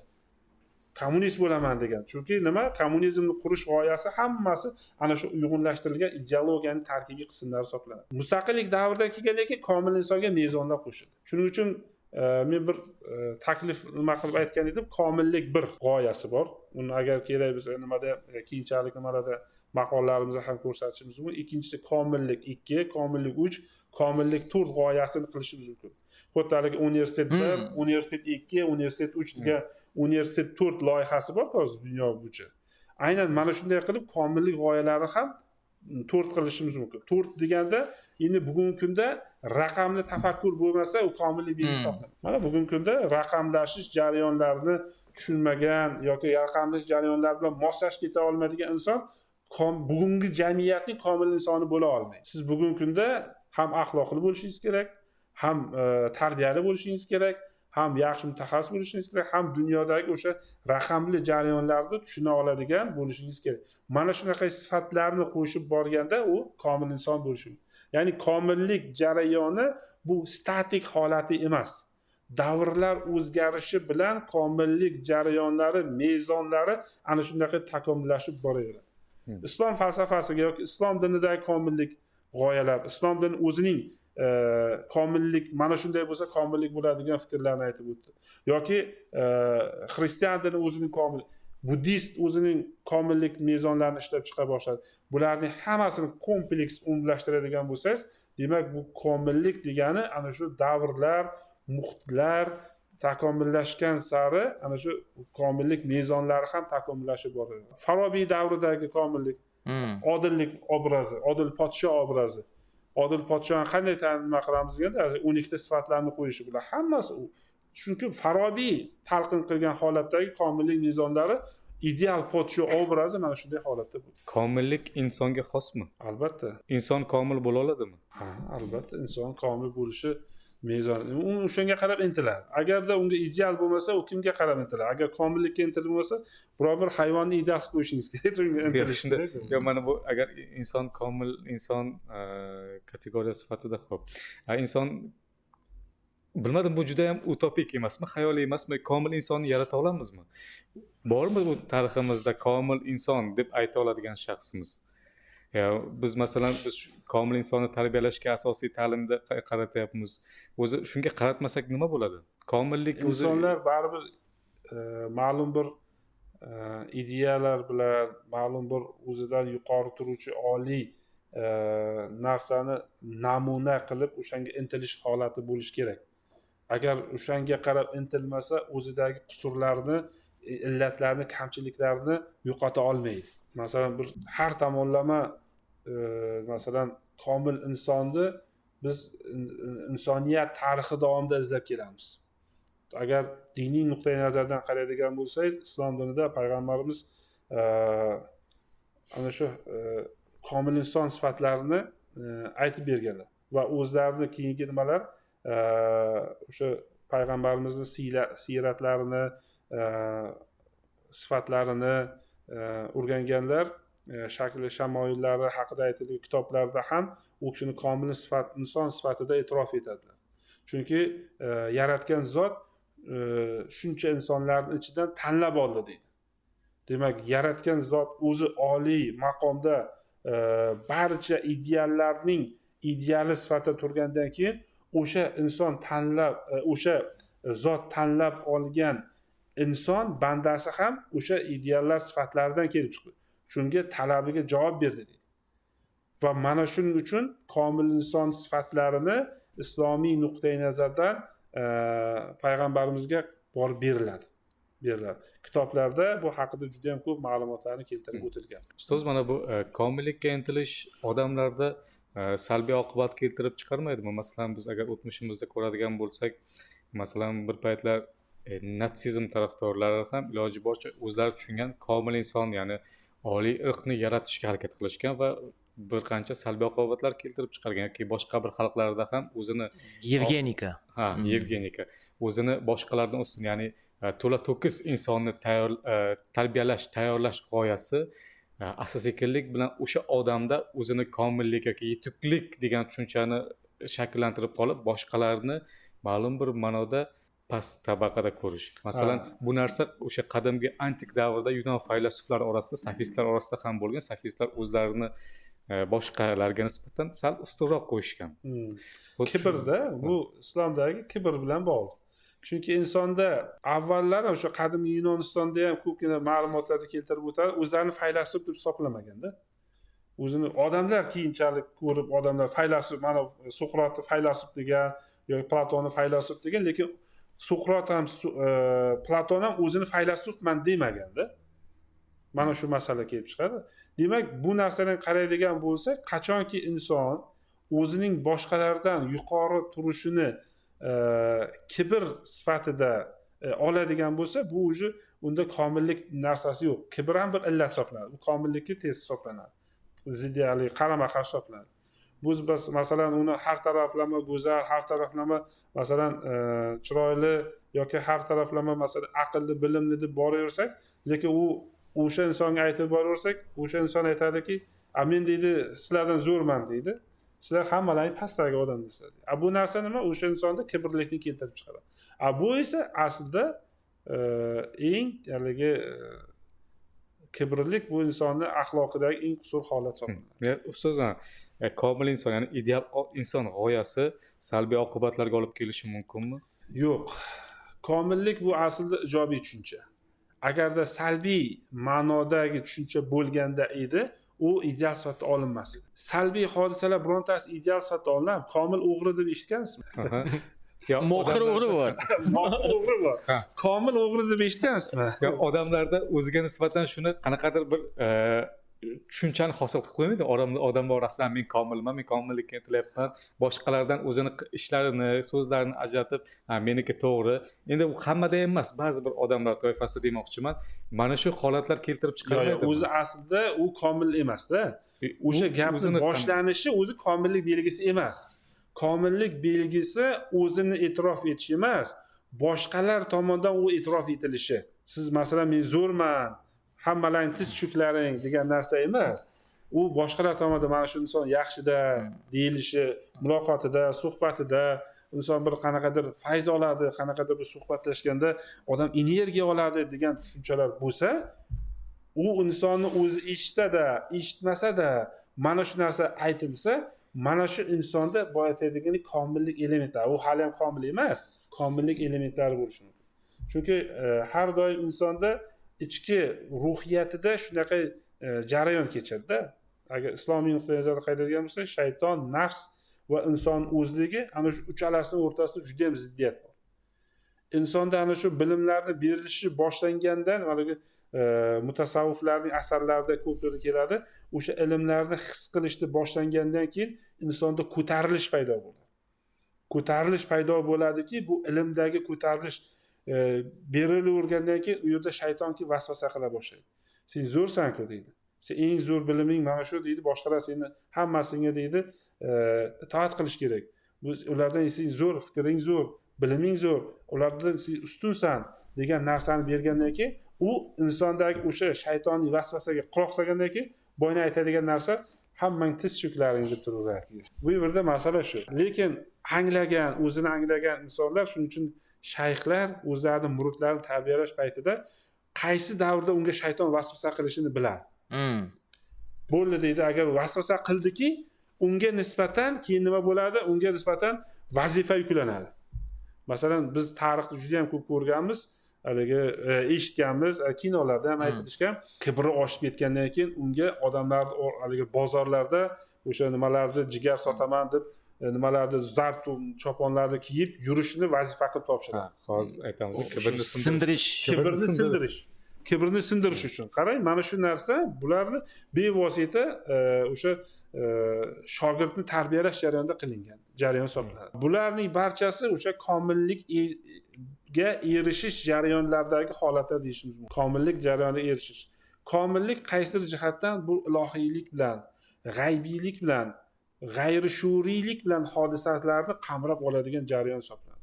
Mana shuning uchun uni biz ratsional tomondan, aql tomondan to'laqonli ko'ra olmaymiz. O'sha tomoni ham bor. Ratsional tomondan ko'ra olmaymiz. Ratsional tomondan ko'radigan jihatlarimiz bor. Masalan, uni hech kim yecha olmagan masalani yechib berishi mumkin. Bitta mana formulani yozib qo'ydi, hech kim yecha olmayapti, lekin o'sha formulani u yechib beryapti-da. Demak, ha bu aqlli ekan, buni IQ darajasi yuqori ekan deymiz. Lekin IQ darajasining yuqoriligi u komillik belgisimi? Yo'q. U bittagina o'sha bilimning yuqori darajasi. Lekin u bilim yuqori darajasi bo'lgan bilan, lekin axloqi zaif bo'lishi mumkin. Buni juda ko'p o'sha kashfiyot qilgan olimlarda biz kashfiyotiga qaraymiz, lekin haligi xarakteriga qaraydigan bo'lsangiz o'ziga xos, injiq bo'ladi. O'sha ham olimmi deysiz, o'sha ham professormi deysiz, o'sha ham akademik, o'sha ham kashfiyotchimi deysizda. Lekin uning kashfiyotlari bu siz haqingizda emas o'zi. Lekin u tomoni unaqa mutlaqo boshqa teskari tomonni tashkil qiladi. Siz mana bu erkinlik haqida. Ta'limda erkinlik bo'lishi kerakmi? Da, erkinlik o'zi mohiyatan qaraydigan bo'lsangiz, inson erkinlikka intilib yashaydi, lekin erkin bo'lish qiyin masala. Erkinlik ham ideal holat hisoblanadi. Chunki erkinlik nima degan savolga hamma o'zi bilan xos fikrni bildiradi. Masalan, Ilhom Rizayev uchun erkinlik nima desangiz, u boshqacha erkinlikni tasavvur qiladi. U kishining bergan ta'rifi erkinlik masalan menga to'g'ri kelmasligi. Yo'q, men erkin deb bunday narsani hisoblayman deydi. Erkinlik axloqsizlik bo'la oladimi? Albatta, qo'yib bersangiz u hamma narsani qilishi mumkin erkinlik. To'g'ri, shuning uchun biz erkinlik bizda ta'limdagi erkinlik axloqsizlik hisoblanadi. Agarda auditoriyada o'tirgan paytingiz talaba kelib oyog'ini partani ustiga qo'yib o'tirish holati uning uchun erkin, qulay bo'lishi mumkin. Lekin mohiyatan olib qaraydigan bo'lsangiz, bu erkinlikni qo'pol ravishda buzilishi. U mas'uliyatni unutib qo'yadi. Qachonki erkinlik mas'uliyat bilan birgalikda bo'lsagina u yaxshi effekt berishi mumkin. Chunki mas'uliyat deganda o'sha talaba mas'uliyatni his qilib, men talaba ilm olgan keldim, oyog'imni mana bunaqa qo'yib o'tirishim kerak emas. Bu ilm, bu dargoh, bu muqaddas. Men bilmagan narsamni o'rgatyapti degan tushunchalar, tuyg'ular bilan shakllantirsagina u aytadiganingiz o'sha xizmat qilishi mumkin. Lekin biz ko'pincha ko'ramizki, talaba erkin bo'lsin desak, buni noto'g'ri talqin qilishlar bor. Talabalar keyin o'zlaricha haligi erkin bo'lishim kerak, men hamma narsani aytishim mumkin yoki xohlagan ishimni qilishim mumkin degan narsa bilan auditoriyada har xil ishlarni qilishadi. Talabalar erkin bo'lsin deb o'qituvchilar indamay qo'yishadi. Yo'q, o'sha auditoriyada bu hamma narsa mutanosib bo'lishi kerak bir-biriga. Talaba ma'lum bir davrda erkin fikrini ayta olishi kerak. Mavzuga doir bo'lishi kerak. Mavzudan keyin masalan o'sha biron bir shaxsiyatga tegadigan bo'lmasligi kerak va mustaqil fikrni bera olish kerak. Mana bu narsalarni siz aytadigan ta'lim erkinligiga kiritishimiz mumkin. Lekin ta'lim erkinligi deganda u mutlaqo masalan darsda aytaylik birinchi kiyinish holatidan bugun juda ham ko'p ijtimoiy tarmoqlarda muhokama bo'ladigan narsa kiyinish holati. Kiyinish holatida ham masalan u erkinman deb xohlagan narsasini kiyib kelishi mumkin emas-da. Bu qanaqadir mezonlar bilan, ma'lum bir me'yorlar bilan mos bo'lishi kerak. Masalan biz oliy ta'lim kelayotgan talaba o'qituvchini bozorga yoki yuk tashiyotgan yoki biron bir zavodda ishlayotgan inson bilan farqlashimiz kerak-da. U o'sha yuk tashiyotgan kiyimi bilan oliy ta'limga ilm olish uchun kelishi bir-biriga mutanosib emas. Mana shuni mutanosibligini ta'minlaydigan narsani shakllantirishimiz kerak. Biz ko'pincha erkinlik deb aynan mana shu men erkin bo'lishim, qulay bo'lishim kerak degan narsa bilan kiyinib kelamiz. Aslida bu odob, etiket qoidalaridan kelib chiqadi. Etiket qoidalari shundayki, masalan, zavodga boradigan odam yoki qurilishga boradigan odam albatta kaska kiyish kerak. U qachon uni miyasiga tosh tushib ketishi, boshiga tosh tushib ketishi ehtimoli masalan qaysi holatda bo'lishidan qat'iy nazar, lekin kaska kiyib yurishga majbur. Ta'lim dargohiga mos bo'ladigan holatda kiyinishi kerak. Agar mos holatda kiyinmagan bo'lsa, demak u talaba emas. Yo'q, talaba emas deymiz, lekin o'sha narsaga targ'ib qilishimiz kerak. Shunday talabani talaba sifatida ko'rmaslik to'g'rimi? Masalan, biz darsga kirgizmaymiz yoki bu darsga kirgizmaslik bu chora. O'sha qaysidir yaxshi holatga qaytish uchun bir holat. Masalan, darsga kutib turish, masalan 5 minut dakki berish, aytaylik unga nisbatan ma'lum bir choralar ko'rish, uning o'sha holatiga ta'sir qilsagina bir o'zgarish bo'lishi mumkin degan narsadan kelib chiqadi. Bu ham juda ham ko'p paradoksal holatlarni keltirib chiqaradi. Chunki buni aytadiki, ayrim masalan bilimi zo'r bolalarda o'ziga xos kiyinish uslublari bo'ladi. Masalan, yaxshi bir mutaxassis, aytaylik IT sohasi mutaxassisi, lekin uni kiyinishi sportivniy kiyinish, ya'ni o'sha o'ziga qulay bo'lgan krossovkalarda, futbolkalarda yurishni istaydi, ryukzaklarda toqib yurishni istaydi. Undagi masalan shu orqali u o'zini erkin fikrlashini his qilishi mumkin. To'g'ri emasmi bu? Bu to'g'ri. Bu jihatdan buni qabul qilishimiz to'g'ri. Lekin ikkinchi bir jihati bor-da bu masalan. Ikkinchi jihati borki, tugatib. Ikkinchi bir jihati borki, bu yerda masalan ta'lim institutlarida o'sha ichki axloq odob qoidalari bilan birgalikda hamohang ravishdagi harakatni ham talabadan biz nima qilishimiz kerak, talab qilishimiz kerak. Endi boydan aytgan xususiyatdan kelib chiqadigan bo'lsak, ta'limni o'zida ham ichki muammolari va tashqi muammolari bor-da. Ta'lim tashkilotlarining o'zining ichki va tashqi muammolari. Ichki muammolarida masalan tashkilot nuqtai nazaridan qaraydigan bo'lsak, undagi o'sha biz aytamizki, ta'lim sifatini yuqorilat deymiz. Lekin ta'lim sifatini yuqorilatish uchun bir qancha omillarga, faktorlarga bog'liqda.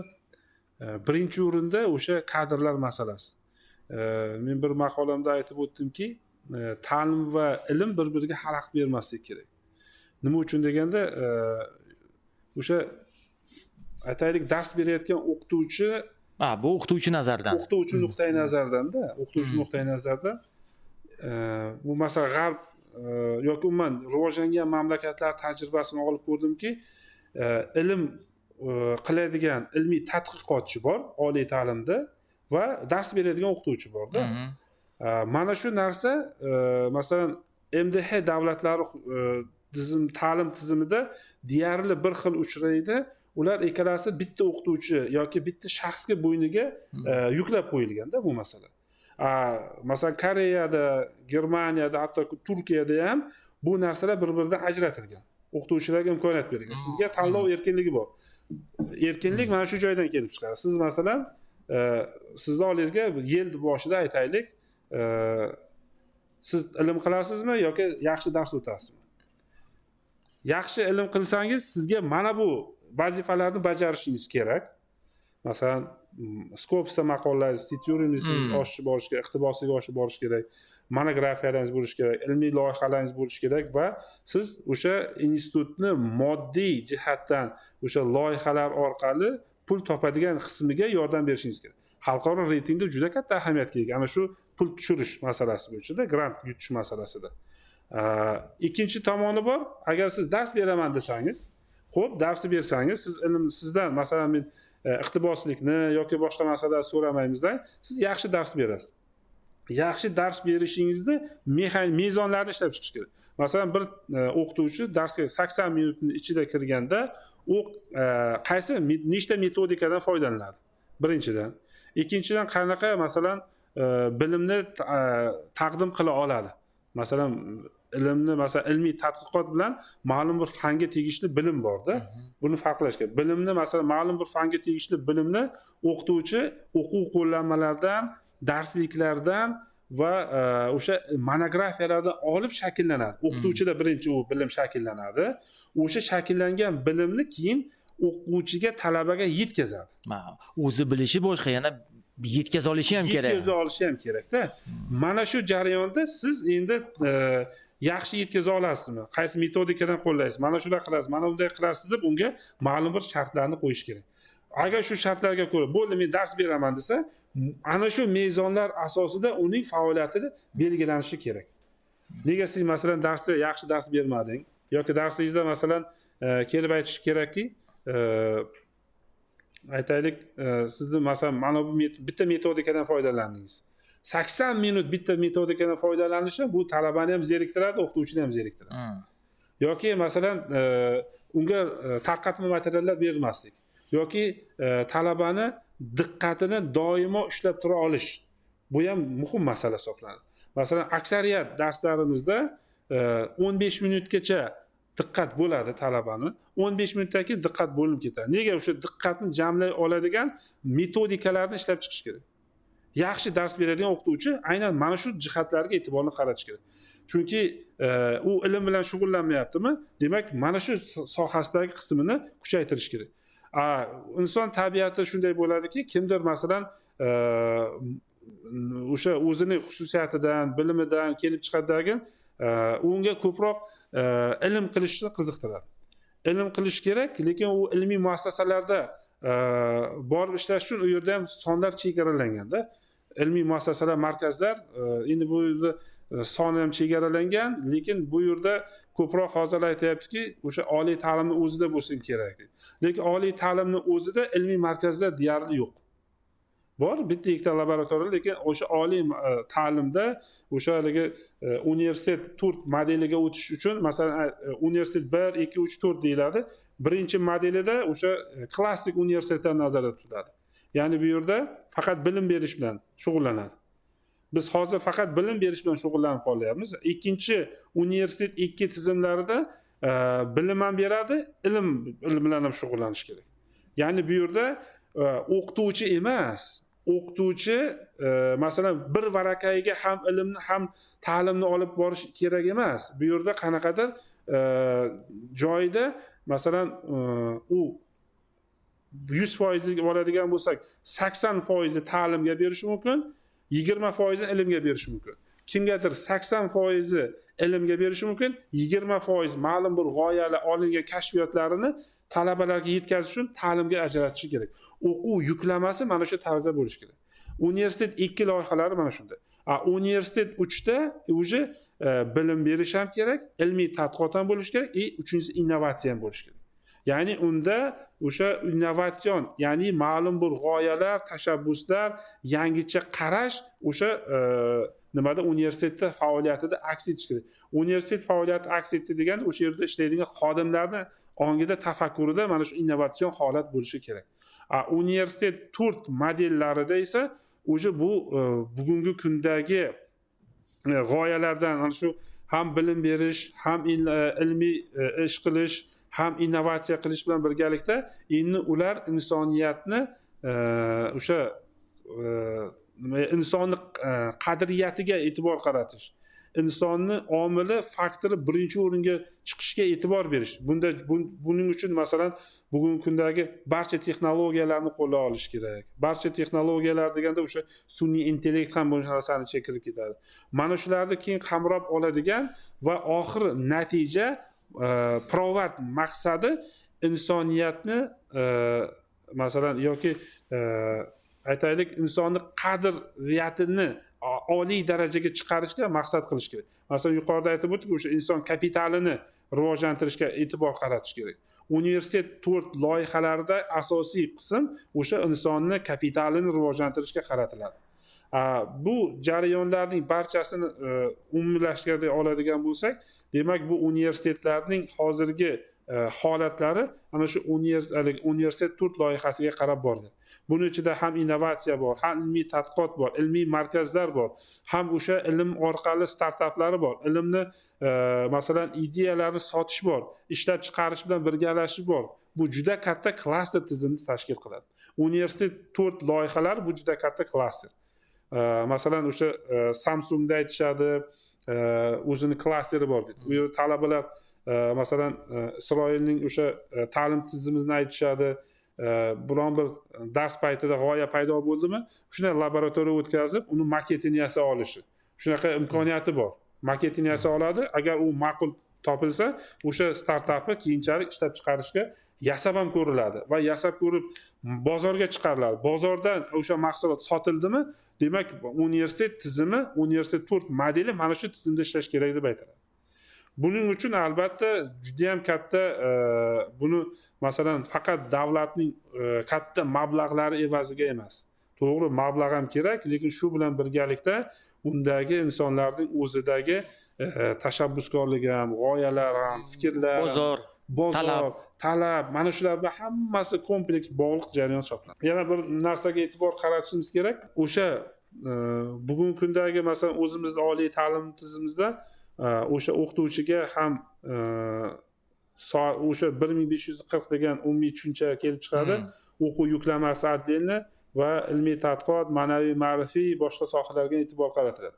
To'g'ri, oxirgi yillarda o'sha o'qituvchilarga bo'lgan e'tibor, pedagoglarga bo'lgan o'sha hukumat darajasidagi e'tibor natijasida davlat siyosati darajasi ko'tarildi. Qishloq xo'jaligi sohalaridan butunlay olindi. Bu yaxshi, ijobiy holat. Endi bu o'qituvchilarni o'z ustida ishlash uchun imkoniyat yaratib beradi. Masalan, 2 para darsni o'tgandan keyin bemalol ilmiy tadqiqot qila olishi mumkin. Lekin ikkinchi bir jihati borki, endi biz undan faqatgina dars berish emasda, undan biz masalan ilmiy tadqiqotni boyitishni ko'zlaydigan bo'lsak, uning mana shu qilayotgan o'sha yuklamasida ham o'zgarishlarni yasatib berishimiz kerak. Masalan, birgina oliy ta'lim misolida qaraydigan bo'lsak, o'qituvchilarning oldida o'sha tanlov berilganda o'qituvchilarning qaysi bir sohaga, agar biz imkoniyatlari, qaysi bir sohani rivojlantirishga ko'proq o'zining maqsadlari bo'ladigan bo'lsa, ana shunga qarab unga egiluvchan, haligi rus tilida aytganda gibki yuklamasini qilib bera olishimiz kerak.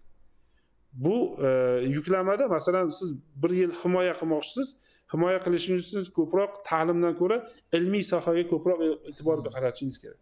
Shuning uchun sizning o'quv yuklamangiz ham yoki o'quv yuklama demaymiz, vazifa o'sha yuklamangiz ham oliy ta'limdagi yuklamangiz ko'proq ilmiyga qarab haligi qilish kerak, qiyalash kerak, o'sha tomonga qarab borish kerak. Sizdagi asosiy so'raladigan narsalar sizdagi o'sha maqolalar, sizdagi o'sha monografiyalar, ilmiy tadqiqotlar, grantlar mana shu tomonga qaratilishi kerak. Ikkinchi bir tomoni borki, agar u ilmiy soha bilan shug'ullanmayman desa, masalan 1 yil ichida unga imkoniyat berish mumkin, yaxshi sifatli darsda o'tishiga imkoniyat berish kerak. Mana shuning uchun endi buning ilmiy shug'ullanishi uchun kafedrada bo'ladimi degan savol qo'yiladi. Yo'q, bu narsani ilmiy markazlar tashkil qilish kerak, laboratoriya tashkil qilish kerak. Hozir Toshkentda adashmasam qaysi irrigatsiya universitetidan qayerdadir shunaqa katta laboratoriyalar tashkil qilinyapti, lekin o'sha laboratoriyalarda to'laqonli ishlab ketish uchun yuqoridagi 4 ta haligi ilmiy faoliyat bilan shug'ullanadigan professorga qolib ketmasligi kerakda, butun bir jamoani unga jalb qila olish kerak. Butun jamoa chiqishi uchun nima qilinish kerak? Albatta unga mos ravishda sharoitlarni mana shu tarzda shakllantirish kerak.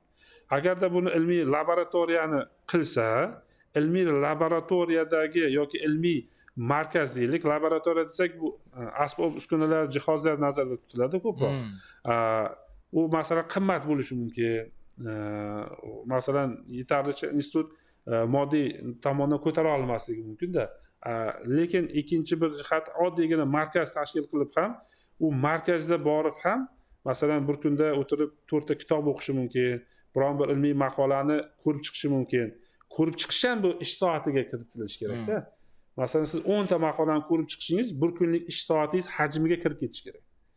Unday ko'rib, tahlil qilib, u mana shu narsadan xulosalar olishingizda o'zingizda ishlash vaqtini ish hajmiga kirita olish kerak. Bu ishlar qilishni nima qilish kerak? Biz o'zaro ishonch bo'lishi kerak. Ya'ni bu yerda o'zaro ishonch deganda biz ko'pincha hozir shu narsaga kelamiz. O'qituvchiga shunaqa imkoniyat berib qo'ysangiz, u ham umuman darsga ham kelmaydi, umuman maqola ham yozmaydi, boshqa ham qilmaydi degin. Yil oxiriga kelgandan keyin 4 ta maqolam yozib, mana bu maqolam bo'ldi deydi degin. Deydi, oylikni beryapti-ku deydi. Hech narsa qilmasam ham deydi, oylik beryapti-ku deydi. Buni qayerdan ko'ramiz? Haligi 6 oy ilmiy ta'til olgan bu mexanizm bor hozir. 6 oylik ilmiy ta'til olganlar mana shu narsa natija bilan keladi-da. 6 oy o'tib ketadi, hech narsasiz keladi-da. Yana keyin u zo'rma-zo'r aka bilan men dars berdi, boshqa qilib janjal boshlanadi, boshqa qiladi. Lekin aslida ana shu o'zi ishonch, mas'uliyat bo'lsa, masalan menga o'sha 6 oy ilmiy ishim uchun 6 oy berildi yoki mana shu men ilmiy sohada faoliyat olib boraman degan ishonchni va mas'uliyatni his qilsa, ana shunda bir natija qilish mumkin. Va rahbariyat ham bu narsada ishonchni bilish kerak. Falonchi odam maqola yoza oladimi? Unga masalan dars yoki ilmiy yo'nalish bo'yicha soat ajratib yoki ilmiy yo'nalish bo'yicha unga imkoniyat bersak bo'ladimi? Yoki bu qiladi yoki mana shu narsani ishonchsiz hosil qilish uchun rahbariyat ham o'sha kadrga nisbatan mas'uliyatini bilishi, ishonch hosil qilishga imkoniyat berish kerak mana shu. Biz ko'pincha bu narsalarga deyarli barcha oliy ta'limlarda bu narsaga duch kelmaymiz-da. Hech narsa yozolmaydi, bari bu ketgan bilan deymiz. Natija nima bo'ladi? Natija o'sha ikkalasi aralashib ketaveradi. Biz ta'lim sifatini ham so'ragan paytimizda natija ola olmaymiz. Scopus jurnallardagi iqtiboslikni so'raganda ham natija ola olmaymiz. Nima uchun deganda buni agar ilmiy Scopus jurnallari haqida gap ketganda O'zbekistondagi olimlarning Hirsch indeksiga nisbatan yoki haligi yirtqich jurnallarga tushish ehtimollari juda katta ekan. Boshqa mamlakatlarga nisbatan. Chunki bizlarda bosim qilamiz, jurnalga Scopus maqolaga chiqar deymiz, son uchun chiqar deymiz. Keyin natija nima bo'ladi? Natijada o'sha bizlarni kutib o'tirganlar pulini bergan paytimizda ular o'sha yirtqich jurnallarni ochib qo'yib yuborishar, natijada bizlarning juda katta mablag'larimiz aynan shu sohaga qarab ketib qoldi.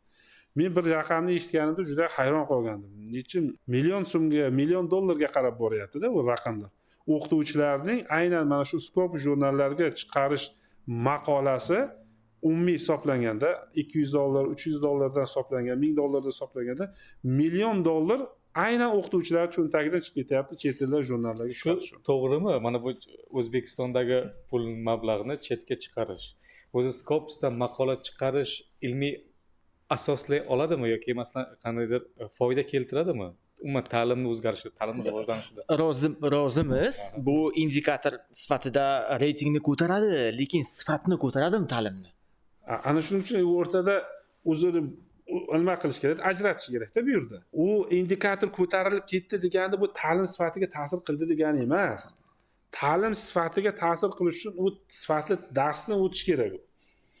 Ta'lim sifati masalan universitetning ta'lim sifati bilan ilmiy yutug'i ikkalasini bir-biriga bog'lash yoki ilmiy nimasini bog'lash menimcha qandaydir noaniqlikni keltirib chiqaradi. Masalan, biron universitetning professori faloncha narsani kashf qildi desa, aytaylik kashf qildi degan narsa, u o'sha universitetning professori bir haftada yoki bir oyda qancha dars o'tdi degan narsadan kelib O'tmagandir ham. yo'q, o'tmaydi u. Uni kashf qilish, bir narsani kashf qilish uchun u yillar davomida o'sha narsani ustida xayoli, fikri, hammasi o'sha narsaga qaratilishi kerak. Siz hozir 2 para dars o'tib, ikkinchi parangizda 4 ta bola qochib ketsa yoki uni janjalini qilib, masalan, sizga munosabatingiz ziddiyatga borib qoladigan bo'lsa, shu kuningiz samarasiz o'tdi degani. Shunday. U qachon laboratoriyaga va qachon u maqola yozishga o'tiradi? Bitta maqola yozishga o'tirish uchun inson tayyorlanish bosqichi bor. Tayyorlanish bosqichi deganda ruhan tayyorlanish kerak. Men jiddiy jahd qilib ana shu maqolani yozishga kirishdim degan masala bo'lishi kerak. Ana undan keyin kirishgandan keyin ruhiy tayyorgarlik jarayoni, hali bu ilmiy natija degani emas, ruhiy tayyorgarlik ko'rish jarayonidan keyingi bosqichga o'tish kerak. U endi o'zidan oldingi qilingan ishlarni o'rganib, ko'rib, bir xulosaga kelish uchun. Bu xulosaga kelish uchun sizni xayolingiz o'sha narsaga diqqat qaratilishi kerak. Bu masalalar bir-biri bilan juda ham chambarchas bog'liq. Bu yerda faqat hamma narsa aytaylik o'sha g'orning ichida turibdi-da, chuqurning ichida turibdi, hech kim o'sha narsani ochib qilay demayapti-da. Mana shu narsani agar ochilganda, kamchiliklar hammasi yaqqol namoyon bo'lganda, hamma go'yoki biladi, lekin hech kim hech narsa demaydi. Ana shu narsani bilgan holatida o'shani chiqib bitta kamchilikni tan olib, yechib boraversa, metodikani o'zgartirib yechib boraversa, bu natija berishi mumkin. Masalan, bironta oliy ta'lim misolida tajriba sinov qilish mumkin. Masalan, bitta oliy ta'limni olib, o'sha yerda o'qituvchilarni saralab olish kerak, masalan, aytish kerak. Bir yil davomida hamma rozi bo'lish kerak. Yana bitta narsa bor-da. Bu narsalarni rozilik bo'lishi jarayoni bizlarning huquqiy, me'yoriy hujjatlarimiz bilan ham bog'liq bo'lishi kerak. Biz hozir uni shartnomani imzolatib qo'yib, ertaga u maqolani yozmasa, darsi sifatli o'rtmasa, uning ishdan ketish jarayonini ham huquqiy mehnat qonunchiligi bilan moslab qo'yishimiz kerak. Biz aslida u tomonlari yo'q. Sudga borsangiz, bu oliy ta'lim rahbari bu maqola ham yozmadi, bu masalan darslik sifatli o'tmadi, mana faktlar bilan desangiz, sud ijtimoiy mezonni qo'llaydi degan, buni deydi krediti bor, buni deydi boquvchisi bor, bunisi bor degan oliy ta'limga yoki ish joyiga qayta tiklab beradi. U oliy ta'lim rahbari keyin nima qiladi? Uni o'sha holatda o'sha bilan ishlashga majbur bo'ladi. Unda holatda na ilmiy indikatorlar bo'ladi, na unda sifatli kadr bo'ladi. Sifatli dars o'tish bo'ladi. Mana shu jarayon o'sha haligi Olmaxonning kalsosida aylanib yotibdi jarayon. Bu Olmaxonning kalsosidan kimdir chiqarish kerakmi? Chiqarish uchun bevosita uning tashqaridagi atrofidagi bo'layotgan haligi me'yoriy huquqiy hujjatlarni ham shunga qarab moslab borishimiz kerak. To'g'ri, bu yerda ijtimoiy mezonni qo'llash qaysi holatda bo'ladi? Qaysiki unda mana shunaqa o'zaro murosa kelishuvchanlik bo'lishi kerak. Murosa kelishuvchanlik qaysi tomonda? O'qituvchining oldiga dangal gapni qo'yish kerak. Masalan, sen yoki masalan siz bu yil nima ish qilasiz? Planingiz qanaqa? Mana 1 yil o'quv yilining boshidan bu masalan aytaylik avgust oyida kelish kerak. Biz hozir mana 56 kunni deb unaqa qilganmiz. Keling, yaxshi mana shu o'z hisobidan yoki haligi pul to'lanmaydigan nimadan kalendar kunini olish kerak. Masalan, 10 kunini olish kerak. 56 kunning ichida pul to'lab qo'yildi-ku. Lekin o'shani 10 kunini olish kerak degan 10 kun ichida o'sha xodimni muddatdan ilgari ishga chaqirish kerak ekan. 1 yil siz nima ish qilasiz? Uni o'sha holatni rejalashtirish kerak. Bu har bitta o'qituvchi o'zining yillik ishini aytish kerak, realni aytish kerak. Men birinchi yil masalan men ko'proq bu yil ilmiy ish qilishim kerak, ilmiy haligi himoyaga chiqishim kerak, dissertatsiyam ustida tadqiqot olib borishim kerak.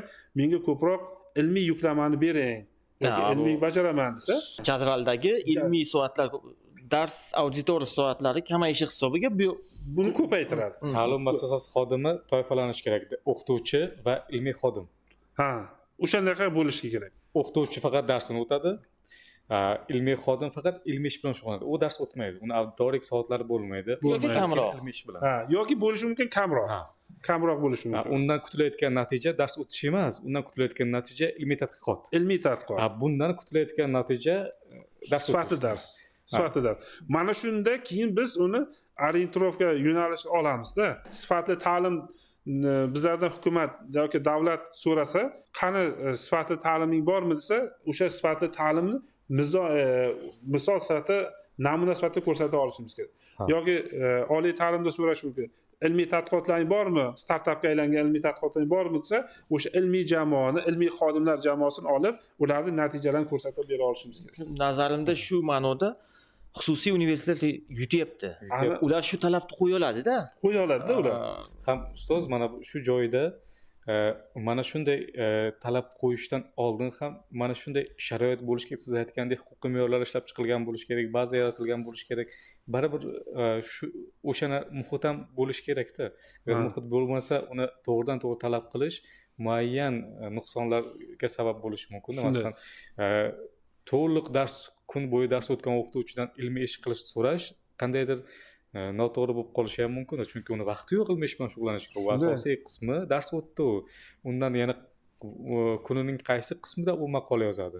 Shu uchun siz aytgandek, agar toifalangan bo'lganda, masalan, uni maqola qilishga vaqti bo'ladi, dars o'tishga vaqti bo'ladi. Shunday. Endi ikkinchi bir jihati bor-da. Masalan, ilmiy darajalilardan bu professor yoki bu PhD, bunga dotsent deb ayta olamiz, nima qilamizda. Unga sifatli dars o'tish kerak degan masala ketadi. To'g'ri, sifatli dars o'tish hammaning talabi. Lekin u fan bilan ilmiy tadqiqotning o'rtasida farqi bor-da.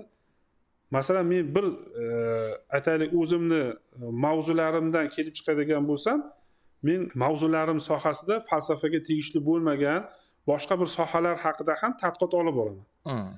Lekin umumiy falsafani tarkibida deylik. Lekin men o'tadigan fanim boshqa bo'ladigan bo'lsa, bu fanni bilish darajam yoki boshqalar ilmiy qiziqishlarim bu fanga bo'lmasligi mumkin. Lekin ilmiy tadqiqotim bunga qaratilgan. Mana shu paytida ularni mutanosibligini ta'minlaydigan narsani shakllantira olish kerak. Mexanizm bo'lish kerak o'sha joyda. Ya'ni bu yerda yana o'sha yuqoridagi gapimizga borib taqaladiki, dars o'tayotgan o'qituvchi aynan o'zining ilmiy tadqiqotidan kelib chiqib fanni aytishi qiyinroq. To'g'ri bo'lishi mumkin yoki shunga moslashtirish kerak. Shunday deylik, masalan, ilmiy tadqiqotiga yaqin bo'lgan fanlarni berish kerak. Masalan, yadro fizikasi bo'yicha qiladigan odam, yadro fizikasi bo'yicha ilmiy tadqiqot olib borayotgan odamga o'shani fanni berish kerak. Mana shunday qilsak, masalan, u yuqorida aytgan o'quv yuklamasidagi yoki ish hajm yuklamasidagi 20% ni aynan mana shu fanni o'qitishga berilsa, ana shu bir-biriga mos kelishi mumkin. Ustoz, sizlardan so'ramoqchi edimda, O'zbekistonda o'sha qanaqadir xalqaro aytaylik Scopus yoki Science bazalariga kiruvchi birorta jurnal bormi? O'zbekistonda jurnal bilmadim, men eshitmaganman. Shu yerda aytmoqchi bo'lganim, siz aytdingiz, statistik ma'lumot keltirdingiz, o'sha millionlab mablag'ni biz chetga ishlatyapmiz har yili. Aytaylik, mana shu 1 yil, 2 yil, 3 yil davomida mana shu mablag'ni O'zbekistondagi birorta jurnalga tiksak, to'g'ri, birdan emas. Shu jurnal o'sha darajaga yeta olmaydimi? Shuncha katta mablag'. Endi bularni sohaviy jihatdan muvofiqlashtirish kerak-da. To'g'ri, bu yerda masalan eng setyurimiz haligi uni texnik talablari ham juda ko'p-da. Uni texnik talablarini javob berish mezonlari bor, u qiyin masala bo'lishi kerak. Shunga baribir yetib borsak demoqchiman. Asta-sekin bo'ladi. Biz hozir baribir bugun shu yil chetga maqola beramiz, keyingi yil beramiz, yana 10 yil beramiz. Undan ko'ra 3 yil yoki qanaqadir muddat davomida o'zimiznikini shu darajaga olib Xo'sh, u chiqsak, bizga nima beradi? Bizda Scopus bazasiga kirgan nashriyot bo'lganlik. bizni sarson bo'lmaymiz. Men aytmoqchi bo'lganimki, unda talab bo'lish kerak-da. Bu talab o'zi hosil bo'lmasa, o'sha ham jamiyatda undan yana hozir qarang-da, buni hozir kimdir eshitib qoladi, mana bunday qiladi. Ertadan har bitta universitet Scopus darajasidagi bitta nashriyot ochasan deydi-da. U nimani qanday qondiradi bizni-da? Shu noto'g'ri yondashuvda shuni O'sha Scopus bazasiga kirgan istalgan jurnalni ko'rsangiz ham, uni o'sha u aytaylik 10 yil oldin kirgan bazaga, lekin oldingi faoliyati bir 20 yilcha bor-da. Bu 6 oyda Scopus jurnal ochib, Scopus bazasida bu shunday uzoq muddatli avtoritet bo'lib keladi-da. shunday endi aytmoqchi bo'lganim, hozirdan hech bo'lmasa o'shanday jurnallarni o'zimizda ham tayyorlab borish kerak emasmi? Chunki bizni hozir talabimiz o'zi reytinglarga chiqish bo'lsa, masalan tan olaylik, o'sha qancha qiyinchiliklarga duch kelamiz shu masala bo'yicha-da. Shuni ana shu reytinglarga jurnallarimiz chiqishi uchun o'sha jurnallarimizga materiallar bo'lishi kerak-da. Maqolalarning sifati nimaga bog'liq? Ilmiy tadqiqotga bog'liq. Ilmiy tadqiqotni qanday yaxshi olib borish kerak? Bu uchun ilmiy xodim kerak-da. U o'qituvchini bo'yniga masalan siz yarim kechasi turib u kashfiyot qilib Evrikada bir narsani yozishingiz uchun juda katta insondan mashaqqat kerak bo'ladi-da. Biz ko'pincha hozir chiqarayotgan maqolalarimiz hammamiz o'sha raqamlarda haligi sonlarda orqasidan qilib boryapmiz. Bu narsa yaxshi natija emas, balki ma'lum bir vaqt ichida talablarga javob berishimiz uchun xizmat qiladi, lekin uzoq muddatga emas. Qisqa muddat. Mana 1 yil o'quv yilining ichida 4 ta maqolani chiqarsangiz bo'ldi. Shu 4 yil ichida siz shu o'quv yilining ichida siz maqsadga yetasiz, bo'ldi. U uzoq muddatli strategiyaga kirmaydi bu narsa. shuni balki strategiyamizni bir qismiga shuni ham kiritib qo'ysak. Albatta, har bitta oliy ta'limni o'zi kelajakda bo'lsa ham kerak, o'zini strategiyalari shakllanishi kerak. Agar mustaqil bu boshlanaversa, har bitta oliy ta'limni o'zini ideologiyasi shakllanadi. Shuni bilish kerak. Ideologiyasi deganda bu yerda o'sha maqsadlari, ma'lum bir oldiga qo'ygan oliy maqsadlari, o'sha yerda o'qiydigan talabalari ham o'sha maqsadlari bilan muvofiqlashtirish kerak-da o'zlarining qarashlarini. Masalan, o'sha IT sohasi bo'yicha bo'ladigan bo'lsa, o'sha IT sohasiga hamma kirib borish kerak-da talabalar.